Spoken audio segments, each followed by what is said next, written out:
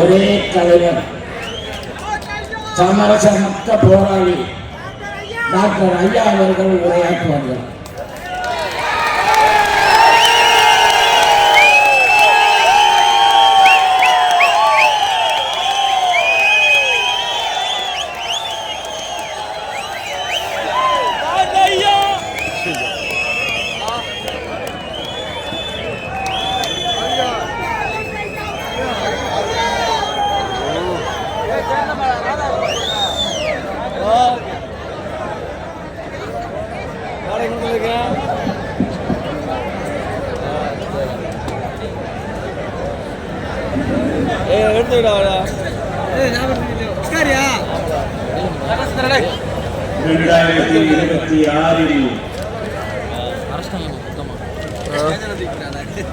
புதிய தமிழகம் வெல்லும்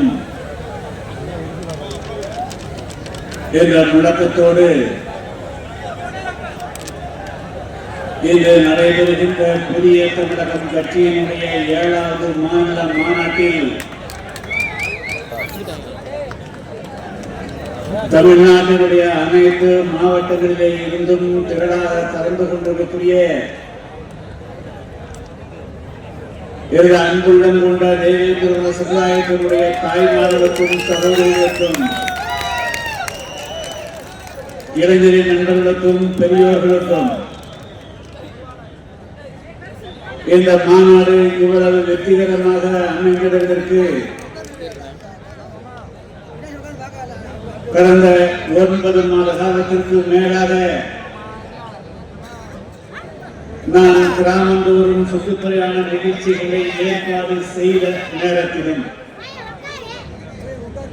அதற்கு பிறகு கடந்த 3 மாத காலமாக இரவு பகல் பாராது கடுமையாக உழைத்து இன்று பல்லாயிரக்கணக்கான மக்களை இந்த மாநாட்டிலே கலந்து கொள்ள செய்திருக்கக்கூடிய நம்முடைய புதிய தமிழகம் கட்சியினுடைய அனைத்து மாவட்ட செயலாளர்கள், ஒருங்கிணைப்பாளர்கள், மாநில நிர்வாகிகள் மற்றும் ஒன்றிய செயலாளர்கள், பேரூராட்சி, நகராட்சி, மாநகராட்சி நிர்வாகிகள், கிளை நிர்வாகிகள், இங்கே நான் கிராமந்தோறும் வருகை புரிந்து உங்களை எல்லாம் உங்களுடைய கிராமத்திலே சந்தித்து இந்த மாநாடு உலக தேவேந்திரனுடைய குடும்ப மாநாடு புதிய தமிழகம் கட்சியினுடைய 7வது மாநில மாநாடு. இந்த மாநாட்டிலே நீங்கள் எல்லாம் திரளாக கலந்து கொள்ள வேண்டும் என்று கேட்டுக்கொண்ட தன்னுடைய அடிப்படையில் இந்த மாநாட்டிலே சரி சமமாக கலந்து கொண்டிருக்கூடிய தாய்மார்களுக்கு முதற்கண் என்னுடைய நெஞ்ச நன்றியும் வணக்கத்தையும் தெரிவித்துக் கொள்கிறேன். அதே போல எண்ணற்ற இளைஞர்கள் நான் எதிர்பார்த்ததை காட்டிலும் இந்த மாநாட்டிலே திரளாக இளைஞர்கள் கலந்து கொண்டிருக்கிறீர்கள். அவர்களுக்கும் என்னுடைய பாராட்டுக்களை தெரிவித்துக் கொள்ள விரும்புகிறேன். அதேபோல பெரியோர்கள் மற்றும் புதிய தமிழகம் கட்சியினுடைய ஆதரவாளர்கள் என எந்த மாவட்டத்திலே இருந்தும் விடுபடாமல் அனைவரும் இந்த மாநாட்டிலே கலந்து கொண்டிருக்கிறீர்கள். புதிய தமிழகம் வெல்லும் என்ற கோஷம், என்ற முழக்கம்,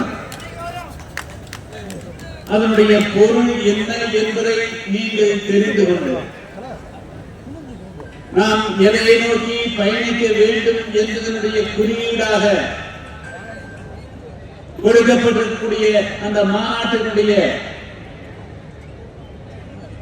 ஒரு அடையாள சின்னமாக புதிய தமிழகம் வெல்லும் என்ற அந்த முழக்கத்தை இங்கே மாநாட்டிலே கலந்து கொண்டிருக்கக்கூடிய அனைவரும் இந்த நிமிடத்திலே இருந்து நீங்கள் இதை பட்டியலிட்டு எல்லாம் கொண்டு செல்ல வேண்டும் என்ற நோக்கத்தோடு தான் அந்த முழக்கத்தை முன்வைத்திருக்கிறேன். இப்பொழுது மணி 8:15, 10 மணி வரையிலும் தான் பேச முடியும். முடிந்தளவுக்கு இந்த மாநாட்டினுடைய நோக்கம் என்ன என்பதை நாம் கடந்த 30 ஆண்டு காலமாக எப்படிப்பட்ட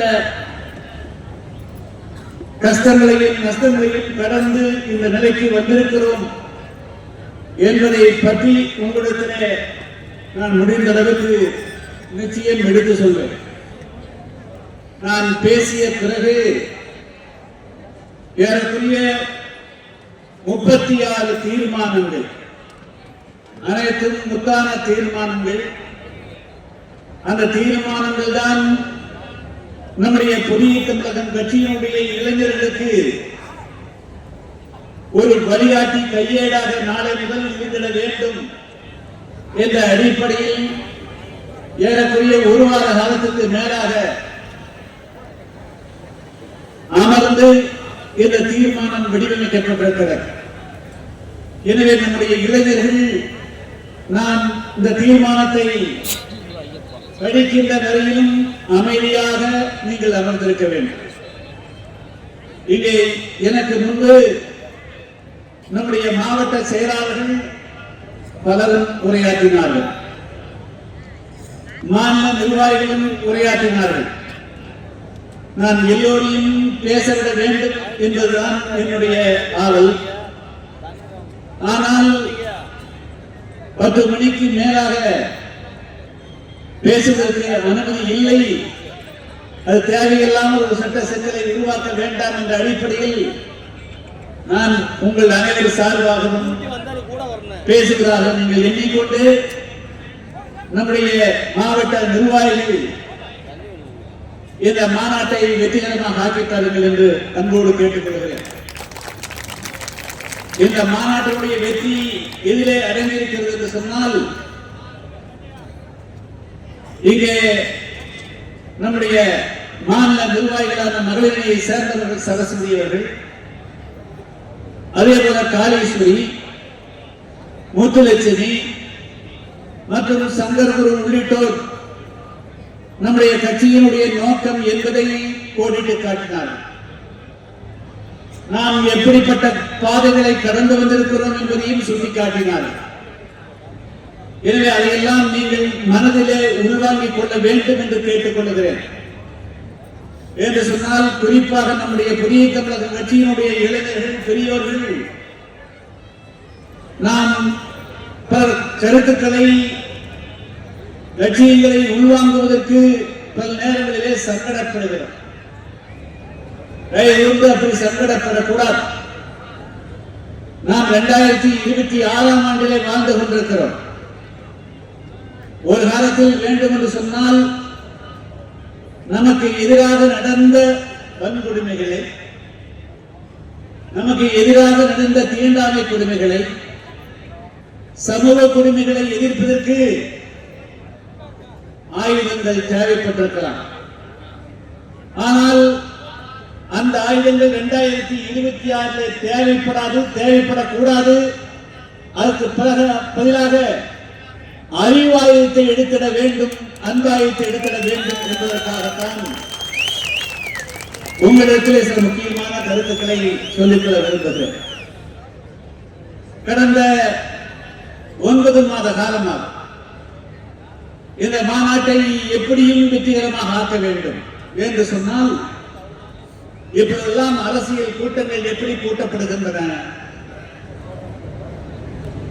ஆழத்தை எடுத்தால் 10 ரூபாயோ 20 ரூபாயோ, ஒரு கட்சிக்கு கொடி பிடித்தால் 100 ரூபாய், ஓட்டு போட்டால் 300, 400 அல்லது 500, 1000 வரையில். அதுபோல் இது போன்ற கட்சியினுடைய மாநாட்டுக்கு வருவது என்று சொன்னால், வாகனங்கள் அமர்த்தி கொடுக்க வேண்டும், அந்த சம்பளம் கொடுக்க வேண்டும், பிரியாணி கொடுக்க வேண்டும். அது மட்டும் இல்லாமல் ஆண்களாக இருந்தால் வேறு விதமான பொருட்களும் கொடுத்திட வேண்டும். ஆனால் என்ன செய்வது? புதிய தமிழக கட்சியை பொறுத்தமட்டிலும், என்னை பொறுத்தமட்டிலும், மற்ற அரசியல் கட்சிகள் எல்லாம் என்ன செய்கிறார்களோ அதுக்கு நேர் எதிர்மான கொள்கையை நான் கொண்டிருக்கிறேன். அதே பாதையிலே உங்களை அழைத்து செல்ல முடியாது. ஆரத்தி எடுத்தால் 5 ரூபாய் 10 ரூபாய் போட்டு உங்களை திருப்திப்படுத்த முடியாது. அந்த கலாச்சாரமே தவறு என்பதை கூட நம்முடைய தாய்மாரிடத்தில் நடுவில் சொல்லி இருக்கிறேன். 100 ரூபாய்க்கும் 200 ரூபாய்க்கும் கொடி பிடிக்க கூடாது என்பதை உங்களை எல்லாம் ஏறக்குறைய 10 வருடம் 12 வருட இடைவெளிக்கு பிறகு உங்களுடைய கிராமத்திலே நான் சந்திக்கின்ற பொழுது எந்த காரணத்தை கொண்டும் நீங்கள் வேறு எந்த அரசியல் கட்சிக்கும் 100 ரூபாய்க்கும் 200 ரூபாய்க்கும் கொடி பிடித்து போகக்கூடாது என்று நான் விடிய விடிய பிரச்சாரம் செய்திருக்கிறேன். அதே போல ஓட்டுக்கு பணம் வாங்கக்கூடாது என்பதையும் நான் சொல்லியிருக்கிறேன். இன்னும் மிக முக்கியமாக அது நம்முடைய ஆண் சகோதரர்களுக்கு, இளைஞர்களுக்கு பல நேரங்களிலே கசப்பாக கூட இருந்திருக்கும். ஆனால் வேறு வழியில் நான் உங்களுடைய ஓட்டுக்களை வாங்குவதற்காக ஊரூராக உங்களை எல்லாம் சந்திக்க வரவில்லை. மாறாக உங்களை ஒரு முழு மனிதனாக மாற்ற வேண்டும் என்பதற்காகத்தான் நான் வந்து ஊரூராக வந்தேன். எப்படியெல்லாம் உங்களை எல்லாம் மதுவை கொடுத்து உங்களுடைய உடல்நலத்தை கெடுத்து வைத்திருக்கிறார்களோ, உங்களுடைய சிந்தனையை கெடுத்து வைத்திருக்கிறார்களோ, உங்களுடைய உணர்வுகளை அழித்து வைத்திருக்கிறார்களோ,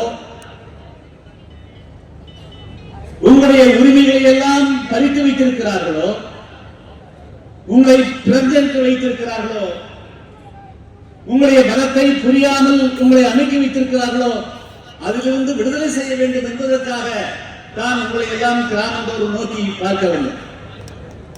எனவே அதே பாணியை, அதே வழியிலே நாங்கள் வந்து மக்களை திரட்ட செல்ல முடியாது.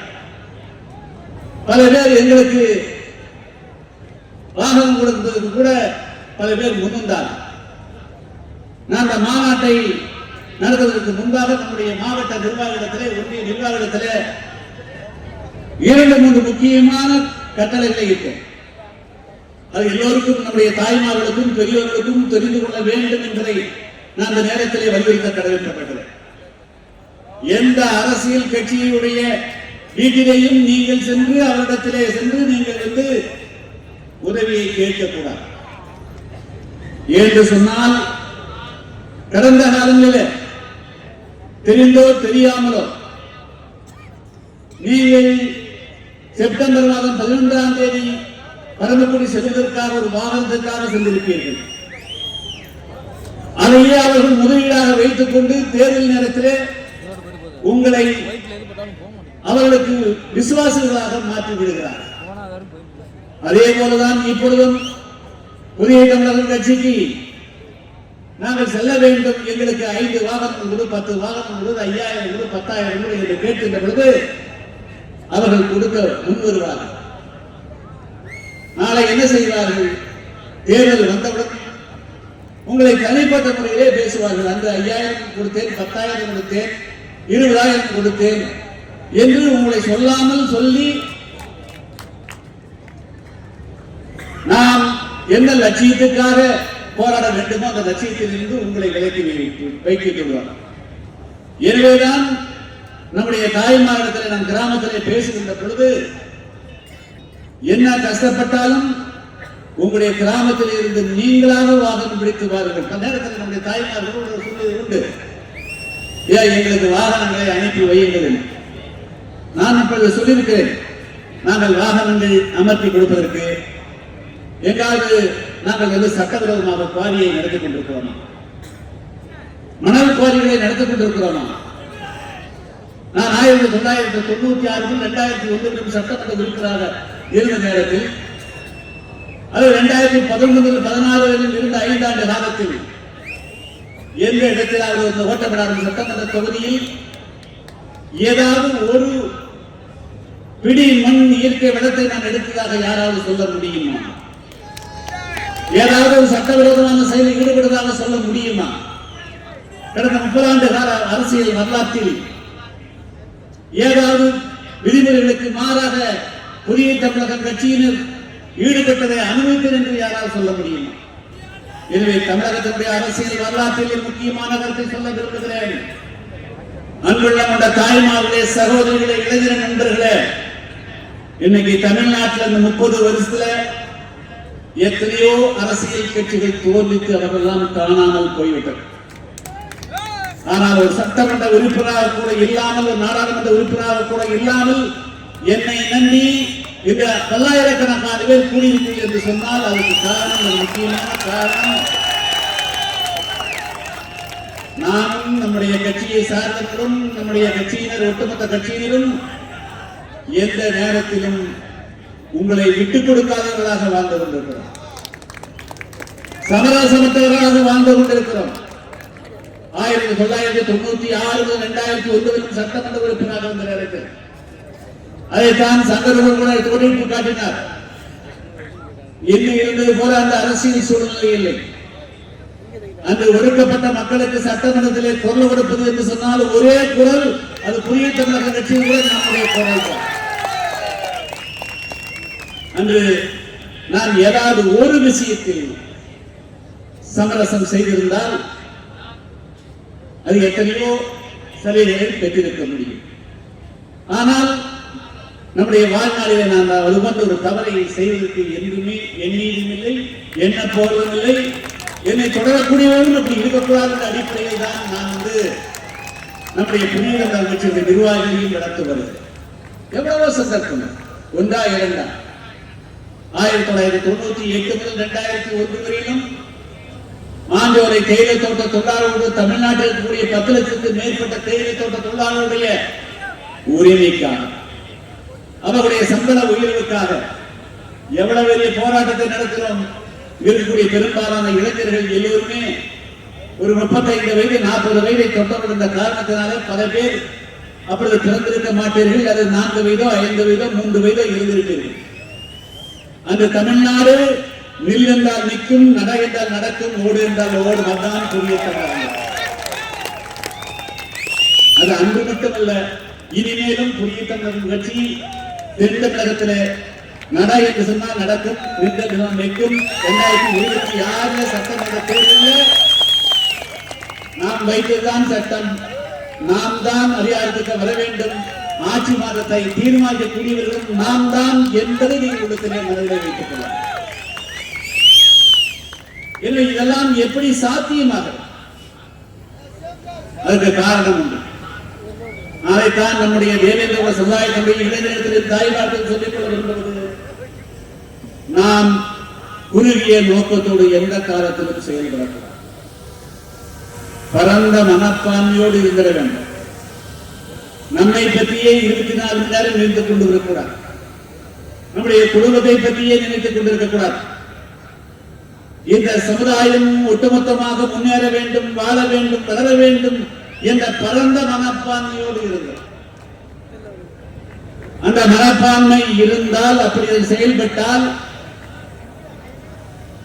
நம்முடைய சமுதாயம் இன்னும் சுதந்திரம் பெற்று 70 ஆண்டு காலம் கழித்த பிறகு கூட இன்னும் ஆயிரக்கணக்கான கிராமங்களை நாம் சுற்றுப்பிரயாணத்துக்கு மேற்கொள்கின்ற பொழுது பார்த்தேன். நான் கூட அதிர்ந்து போனேன்.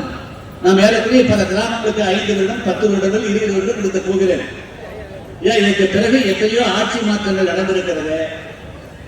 எல்லா கிராமங்களிலும் குறைந்தது இந்த மக்களுக்கு குடிநீர் வசதியாக ஏற்பாடு செய்து கொடுத்திருப்பார்கள் என்று எதிர்பார்க்கிறேன். ஏன் போகக்கூடிய எல்லா கிராமங்களிலும் ஏன் நாங்கள் விலை கொடுத்து வாங்குகிறோம் தண்ணீர், குடிக்க தண்ணீர். எங்களுடைய கிராமங்களில் சாக்கடை வசதிகளில் யாருமே செய்து கொடுப்பது கிடையாது. எங்களுடைய கிராமங்களுக்கு மயான வசதி இல்லை.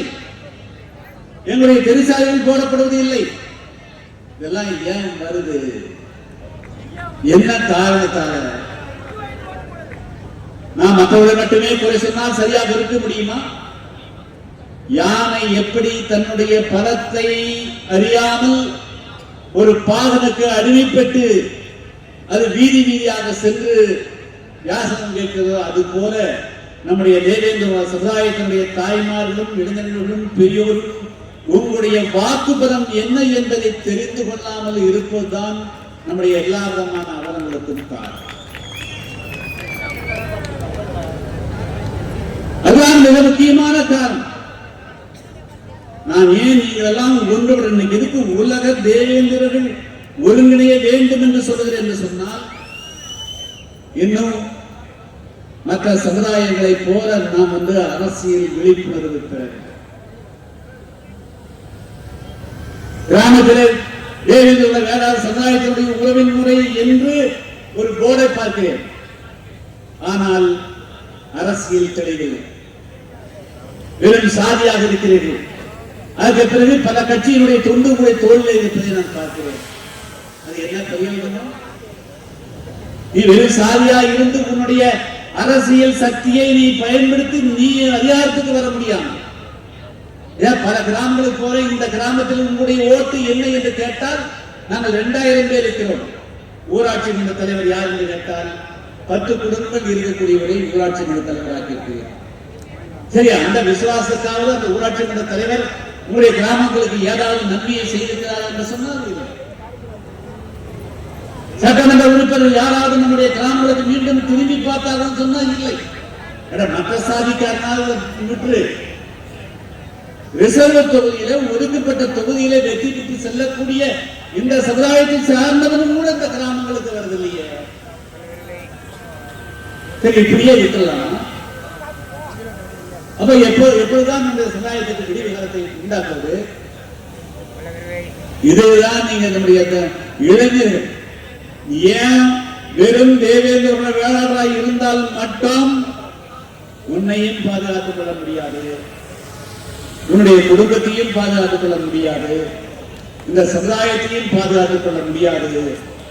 எத்தனை கொலைகள் செய்தாலும் இந்த சமுதாயத்துக்கு விடுதாலும் பாராது. அது தீர்வு அல்ல.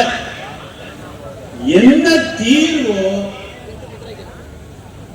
அதை நாம் உள்வாங்கிக் கொள்ளாமல், அதை மனதிலே கொள்ளாமல், அதில் விழிப்புணர்வு பெறாமல் அவன் இந்த சமுதாயத்தை பிரிக்கிறான். கூறாக 4 கூறாக்குறான், 5 கூறாக்குறான். ஏன் நீங்க இப்படி பிரிந்து கிடக்கிறீர்கள்? ஏன் பிரிய வேண்டிய அவசியம் என்ன? இந்த அரசியல் கட்சிகளுக்கு கொடி பிடிப்பதாக தேர்தல் நேரத்தில் அவன் கொடுக்கக்கூடிய 5000 10,000 வாங்கி பாக்கெட்டில் போடுறதுனால உன்னுடைய குடும்பம் முன்னேறுதா? நீ ஏதாவது வளர்ந்திருக்கிறியா? நீ அதே அழுக்கு வீட்டு வளர்ந்திருக்கிற. நான் எத்தனை ஆயிரக்கணக்கான கிராமங்கள் போறேன், எந்த கிராமத்திலையும் 10 காருக்கு பகுதியில் காக்க முடியவில்லையே, பல பேர் மாறிவிட்டு இல்லையே. மதுரை திண்டுக்கல் பிரதான சாலை இருக்கக்கூடிய கிராமங்கள் எத்தனையோ கிராமங்கள் பார்க்கிறேன். அந்த கிராமங்களில் கூட 3 சென்ட் வீட்டு மனை கூட இந்த மக்களுக்கு சொந்தமாகும். 1947 ஆகஸ்ட் மாதம் 15ஆம் தேதி நாட்டுக்கு சுதந்திரம் வந்தது. சுதந்திரம், சமத்துவம், சகோதரத்துவம் என்று இந்திய அரசியல் சாசனத்திலே எழுதி வைக்கப்பட்டிருக்கிறது. தீண்டாமை ஒழிக்கப்படுகிறது. அன்டச்சபிலிட்டிஸ் அபாலிஷன் என்று இந்திய அரசியல் சாசனத்திலே இருக்கிறது. எந்த கிராமத்திலாவது எத்தனை ஆயிரம் காவல்துறையினர் இருக்கிறார்களே, வருவாய்த்துறையினர் இருக்கிறார்களே,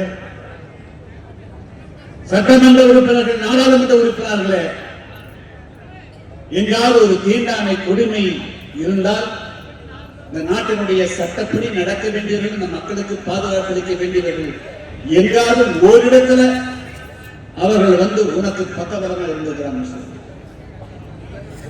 உன்னுடைய பிரச்சனைக்காக குரல் கொடுத்துக்கிறாங்க சொல்லு, உனக்காக எங்காவது பேசியிருக்கிறாங்க சொல்லு. ஆனால் அவர்கள் உனக்காக பேசுவதில்லை, அவர்கள் உனக்காக குரல் கொடுப்பதில்லை, அவர்கள் உன்னுடைய பக்கம் நிற்பதில்லை. இருந்தால் நீ எதற்கு அவன் பக்கம் போய் நிற்கிறாய்? நீ எதற்கு அவனுடைய கொடி பிடிக்கிறாய்? இதுக்கு பதில் சொல். உண்மையிலேயே பல இளைஞர்கள் தவறான பாதையில போறீங்க. நீங்க எல்லாம் கொஞ்சம் சிந்தித்து பார்க்கணும். அதுதான் அந்த மாநாட்டில் சொல்லிக்கொள்ள விரும்புவது. இன்னைக்கு போல இந்த மாநாடு இன்னைக்கு இது 7வது மாநில மாநாடு. 1998ஆம் ஆண்டு செப்டம்பர் 11, 12ஆம் தேதி நம்முடைய புதிய தமிழர் கட்சியின் துவக்க மாநாடு ராமநாதபுரத்தில் நடைபெற்றது. அந்த மாநாடு நடத்துவதற்கு எவ்வளவு சிரமப்பட்டிருக்கிறோம்.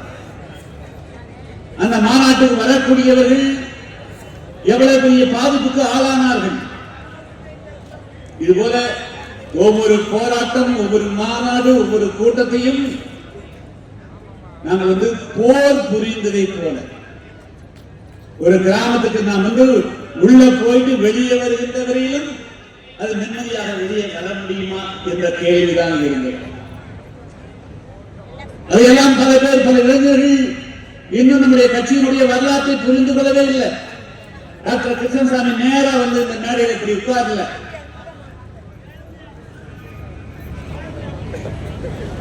உங்களுடைய அப்பா அம்மார்கள், தாத்தா அம்மார்களை கேட்டு பாருங்கள். 1995க்கு முன்பே திருநெல்வேலி மாவட்டம் எப்படி இருந்தது, தூத்துக்குடி எப்படி இருந்தது, ராமநாதபுரம் எப்படி இருந்தது, தென் தமிழகத்தில் இருக்கக்கூடிய 10-15க்கு மேற்பட்ட மாவட்டங்களில் நம்முடைய தாய்மார்கள், நம்முடைய சகோதரர்கள், பெரியோர்கள் சாதாரணமான ஒரு மனிதர்களாக கூட மதிக்கப்பட்டார்கள் நினைப்பார். 1957ஆம் ஆண்டு ராமநாதபுரம் முதுகுளத்தூர் கடலாடிப்பதில் மிகப்பெரிய கலவரம் நடந்தது. தியாகி இமானுவேல் சேகன் அவர்கள் படுகொலை செய்யப்பட்டார். அந்த நேரத்தில் நடந்த கலவரங்களில் ஏறக்குறைய 2000க்கு மேற்பட்ட கிராமங்கள் இருந்து ஒன்றல்ல இரண்டல்ல, ராமநாதபுரம் மாவட்டம், சிவகங்கை மாவட்டம், மதுரை மாவட்டம், தேனி, தூத்துக்குடி, திருநெல்வேலி மாவட்டங்களில் தொடர்ந்து ஏற்பட்ட கலவரங்களில் 2000க்கு மேற்பட்ட கிராமங்களிலே இருந்து நம்முடைய மக்கள் உயிர் பாதுகாப்பிற்காக வெளியேற ஏற்பட்டது. பல பேர் சொந்த வீடுகளை விட்டு வெளியேறினார்கள், சொந்த நிலங்களை விட்டு வெளியேறினார்கள். ஆடு மாடுகளை பிடித்துக் கொண்டு அது ஒன்றாவது இருக்கட்டும் என்று பிடித்துக் கொண்டு வெளியேறினார்கள். தமிழ்நாட்டில் அன்னைக்கும் தேசிய கட்சிகள் இருந்தது, அன்னைக்கும் திராவிட கட்சிகள் இருந்தன. ஒரு கட்சி இந்த சமுதாயத்திற்காக ஒரு ஆர்ப்பாட்டம் செய்யவில்லை என்பதை நீங்கள் என்ன பேப்பர்ல எடுத்துப்பார். எந்த ஒரு அரசியல் கட்சியாவது அவளுடைய கலவரம் இருந்ததை யாராவது ஒரு கண்டன ஆர்ப்பாட்டம் செய்தார்களா என்று எடுத்துப்பார். ஒரு உண்ணாவிரதம் இருந்தார்களா என்று எடுத்துப்பார். இல்லை, இல்லவே இல்லை. அதே போலதான் 1968ஆம் ஆண்டு ஒருங்கிணைந்த தஞ்சை மாவட்டம் கீழவெண்மணியில நம்முடைய சமுதாய தேவேந்திர சமுதாயத்தை சேர்ந்தவர்களும் ஆதிராக சமுதாயத்தை சேர்ந்தவர்களும் விவசாய தொழிலாளர்கள் அரைப்படி நெல், 1 படி 2 படி கூட அரைப்படி நெல் உயர்வு கேட்டதற்காக அவருடைய பகுதியில விவசாய தொழிலுடைய கொடியேற்றியதற்காக 43 பேர், ஒருத்தர் 43 பேரை முதியோர்கள், பெண்கள், குழந்தைகள் ஒன்றாக எல்லாத்தையும் ஒரே குடிசையில போட்டு தீ வைத்து கொடுத்து கொன்றார்கள். யாரும் ஒருத்தர் கூட தப்பில்லை. தமிழ்நாட்டில் ஏதாவது ஒரு அரசியல் கட்சி அதை கண்டித்து நினைக்கிறீர்களா? யாராவது ஒரு கண்டன கூட்டம் நடத்துகிறார்கள் என்று நினைக்கிறீர்களா? நடக்கவே இல்லை சகோதரர்கள். அதுக்கு பிறகு எத்தனையோ சம்பவங்கள். அன்னைக்கு யார் ஆட்சி இருந்தாங்க? இதே திமுக தான் ஆட்சி இருந்தார். அன்னைக்கு அண்ணாதுரை தான் ஆட்சி இருந்தார். 1979ஆம் ஆண்டு அருகாமைக்கூடிய சிவகங்கை மாவட்டத்தில் ஊஞ்சனை என்ற கிராமத்தில் இந்த கோயிலுக்குள்ள குதிரையை தூக்கிட்டு போற சம்பந்தமா நீதிமன்றம் கொடுத்த உத்தரவுப்படி ஒரு சமுதாயம் முன்னாடி முதல் நாள் கொண்டாடுறாங்க, 1 வாரம் கழிச்சு இவங்க கொண்டாடுறாங்க. அவங்க சிறப்பா கொண்டாடுறாங்க. இவங்க அடுத்த பிறகு போற போது இவங்க அடுத்த நாள் தயாராகிற போது 7 பேரை பட்டப்பகலை படுகொலை செய்தார்.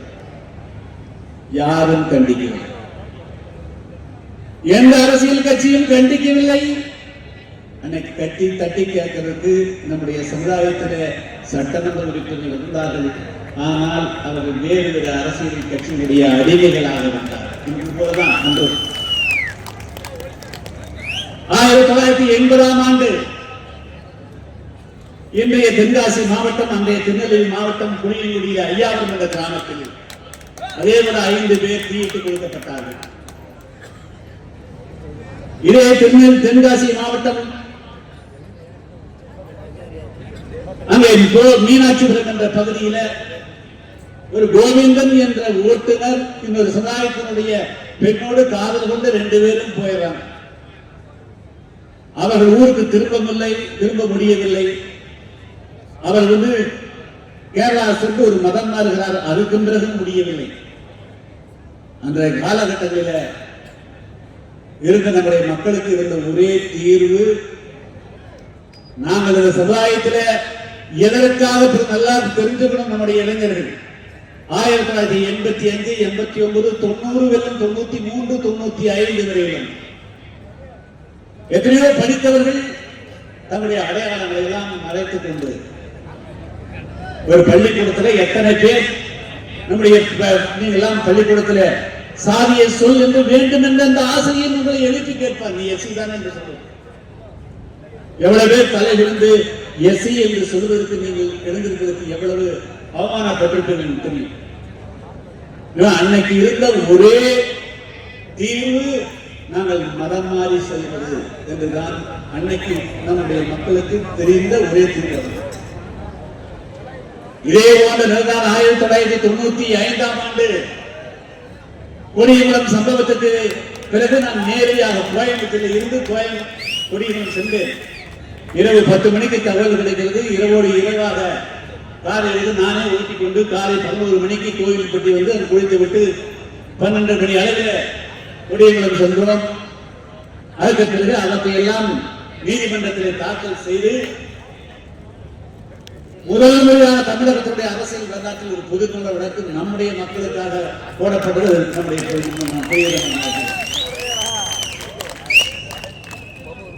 ஆகஸ்ட் மாதம் 31ஆம் தேதி சம்பவம் நடந்தது. செப்டம்பர் மாதம் 6ஆம் தேதி நீதிமன்றத்தின் உத்தரவுப்படி கொடியங்குளம் மக்களுக்கு குடிநீர் கொடுக்கணும், பாதுகாக்கப்பட்ட குடிநீர் கொடுக்கணும். என்று சொன்னால் அங்க இருந்த கிணத்துல கூட பெட்ரோல் கலந்தாங்க, நாயை கூட சுட்டுக் கொண்டாங்க, அரிசி மூட்டை வெட்டாங்க, பாத்திரங்கள் சாப்பிடக்கூடிய பாத்திரத்தை கூட அழிச்சு போட்டாங்க. அந்த செப்டம்பர் 6ஆம் தேதி சென்னை நீதிமன்றத்தில் ஒரு உத்தரவு முதன்மையாக நாம் தொடுத்த வழக்கு இந்த நீதிமன்றம் ஏற்றுக்கொண்டு இந்த மக்களுக்கு பாதுகாக்கப்பட்ட குடிநீர் கொடுங்க மற்றும் உணவுப் பொருள் வழங்குகிறார்கள். அந்த ஆர்டர் வாங்கிட்டு வர்ற போது கோவில்பட்டியில ஒருத்தருடைய தலைமையில ஒரு 100க்கு மேற்பட்ட கிராமம் 2000 பேர் எல்லோரும் மதம் மாறுவதற்கு விண்ணப்பம் தயாராகி சொன்னாங்க. அப்பதான் அதுக்கு பிறகுதான் மதம் மாறுகிறாங்க, இதை எப்படி தீர்வாக இருக்க முடியும்? யார் வேண்டும் என்றாலும் இயேசுவை கும்பிடலாம், அல்லாஹ்வை தொழலாம், சிவனை தொழலாம், முருகனை தொழலாம், அது அவருடைய தனிப்பட்ட நம்பிக்கை. ஆனால் சமூகத்தில் ஏற்பட்ட பிரச்சனைக்காக ஒன்றிலிருந்து ஒரு மாறுவது எப்படி அது பாதுகாப்பு அளிக்க முடியும்? நான் அதை பார்த்தவுடன் அப்ப கூட அதிகமா ட்ரெஸ் எல்லாம் கொண்டு வந்து கோயம்புத்தூர் அப்படியே தங்கிட்டேன். மீண்டும் 3 ட்ரெஸ் எடுத்து வர சொல்லிட்டு கடையில் எடுத்து சொல்லிட்டு அப்படியே தங்கி அதுக்கு பிறகுதான் கிராமந்தோறும் போனேன். போய் என்ன சொன்னேன், நீ உன்னுடைய அந்த சமுதாயம் இன்று வேண்டுமென்றால் ஏழைகளாக கூலி விவசாயிகளாக இருக்கலாம், ஆனால் கன்னியாகுமரியிலிருந்து திருச்செங்கோடு இருந்த நிலவரங்களுக்கு சொந்தக்காரர்களாக இருந்தவர்கள் இந்த தேவேந்திர சமுதாயத்தை சார்ந்தார். 15-20 தலைமுறையில இந்த மக்களுடைய நிலங்கள் எல்லாம் பறிக்கப்பட்டு விட்டது. சொந்த நிலங்களிலே விவசாய தொழிலாக்கப்பட்டது. குதிரை கீழே தள்ளியதோடு மீண்டும் குப்புற தள்ளியதோடு மீண்டும் மிதித்து என்று சொல்லுவதை போல உங்களுடைய நிலங்களை எல்லாம் பறித்ததோடு உங்களுடைய அடையாளத்தையும் அழித்து விட்டார்கள். நல்லா ஞாபகம், தேவேந்திர வேளாண் என்ற அடையாளத்தையும் அழித்து விட்டார்கள். உங்களுடைய பலம் தெரியாமல் மற்ற அரசியல் கட்சிகளுடைய ஓட்டு போடக்கூடியதாக இருக்கிறீர்கள். அதனால நான் கிராமந்தோறும் அதுக்கு பிறகுதான் தூத்துக்குடி மாவட்டத்திலையும் விழாத்தீவுடன் விருதுநகர் என்ற பகுதிகளுக்கெல்லாம் சென்று முதல்ல எல்லா கட்சி கொடியை இறக்கு, சேப்பு பச்சை கொடி ஒன்றை மட்டும் ஏற்றுன்னு சொன்னாங்க.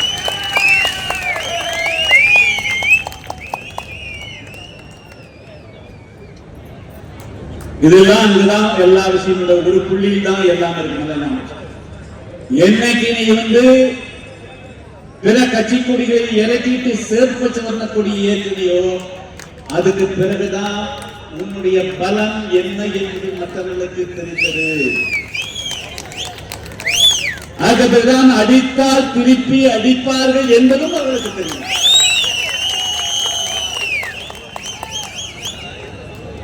எந்த சட்டமன்ற உறுப்பினரும் எந்த நாடாளுமன்ற உறுப்பினரும் ஏழை மக்கள் வாழக்கூடிய ஒரு கிராமத்துக்கு கூட செல்ல முடியல.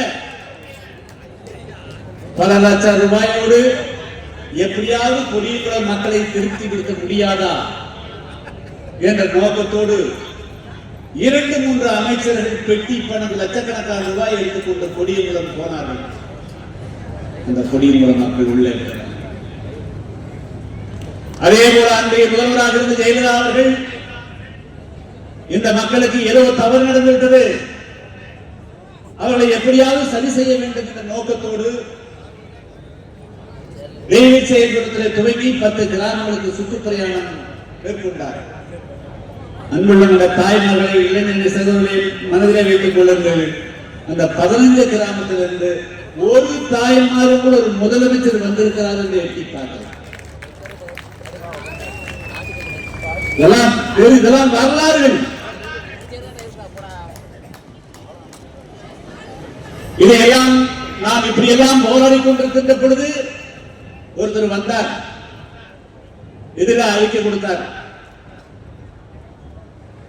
கிராமத்துக்கு போன தாய்மார் சொன்னாங்க, ஐயா நீங்க எதுவும் அறிக்கை கொடுக்கக்கூடாது, நாங்க பார்த்து நாங்க அவங்களை எப்படி அனுப்பணுமோ அனுப்பி வச்சோம்.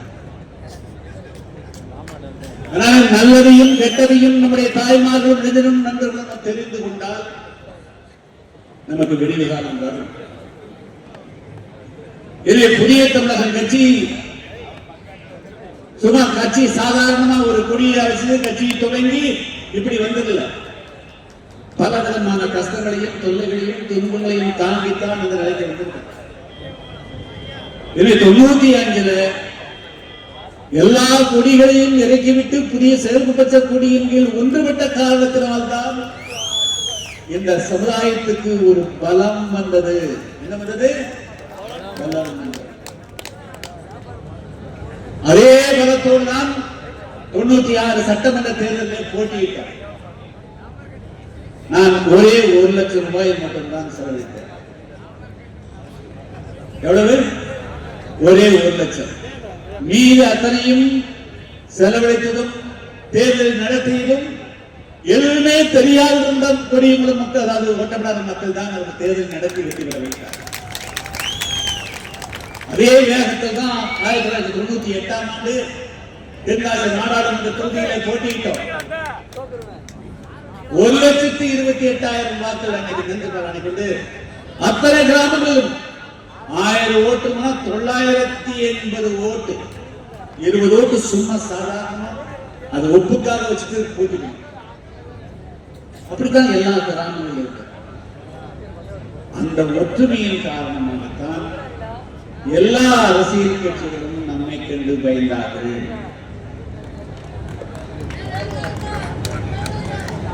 இந்த சமுதாயத்துக்கு ஒரு மதிப்பு மரியாதை வந்தது என்று சொன்னால் அந்த ஒற்றுமையின் காரணம் தான். இன்னைக்கு ஏன் மீண்டும் பல சம்பவங்கள் நடக்கிறது அப்படின்னு சொன்னால் நம்மிடத்திலே ஒற்றுமை இல்லாமல் போவதுதான். நீங்க ஒற்றுமை இல்லாமல் போய் என்ன சாதிக்க முடியும்? 4 பேர் 5 பேர் போனா 10 பேர் போனா சரி, உங்களை பெரிய தேவேந்திர சமுதாயத்தினுடைய தளபதி வந்துட்டாருன்னு மனசார நினைச்சா அவங்களுக்கு பணம் கொடுக்க போறான். இந்த பையன் வந்துக்கிறான், ஒண்ணு காட்டிக்காத, அவனுக்கு ஒரு 10,000 கொடுக்குறது, 20,000 கொடுக்குறது, 30,000 கொடுக்குறது, அப்படித்தான் கொடுக்கணும். அவ்வளவுதான்.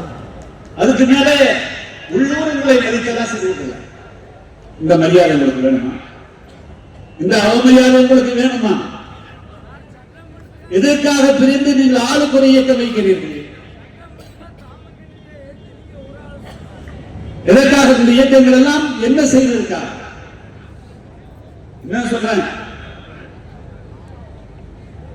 நம்முடைய சமுதாயத்தை சார்ந்த இளைஞர்கள் வேறு மற்றவர்கள் எல்லாம் எல்லாரும் ஒற்றுமையா ஒரே புள்ளியில் இருந்தா என்ன சொல்ற 2026 ஏறக்குறைய 20 மாவட்டங்களில் நாம் தான் ஆதிக்கம் செலுத்த போகிறோம். நாம் தான் தீர்மானிக்கூடிய சட்டம். 96 அப்படித்தான் நடந்தது.